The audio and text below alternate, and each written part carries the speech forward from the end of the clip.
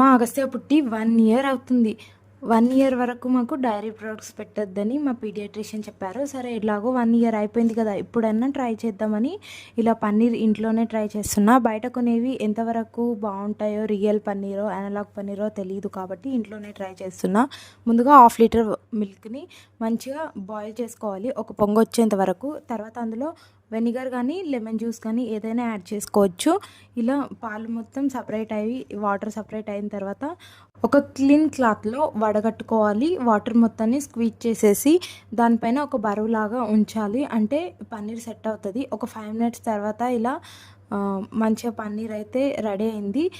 చాలా సాఫ్ట్‌గా వచ్చింది. వీటిని ఇప్పుడు నేను మంచిగా పీసెస్‌లాగా కట్ చేసుకుంటా.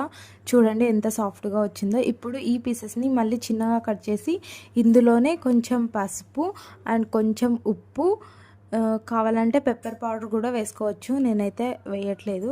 ఇలా మంచిగా వీటన్నిటిని కలిపి ఇప్పుడు ఒక ప్యాన్‌లో నెయ్యి వేసి వీటన్నిటిని మంచిగా రోస్ట్ చేసుకోవాలి. సైడ్స్‌కి కూడా ఇట్లా మంచిగా రోస్ట్ అయిన తర్వాత వీటిని ఒక ప్లేట్‌లో తీసేసుకొని బేబీకి ఇలా ఇచ్చేయడమే. మీకు కూడా మా వీడియోస్ నచ్చితే లైక్ చేయండి. మీ బేబీకి కూడా ట్రై చేయండి. మీకు ఎలా వచ్చిందో కామెంట్ చేయండి. బాయ్.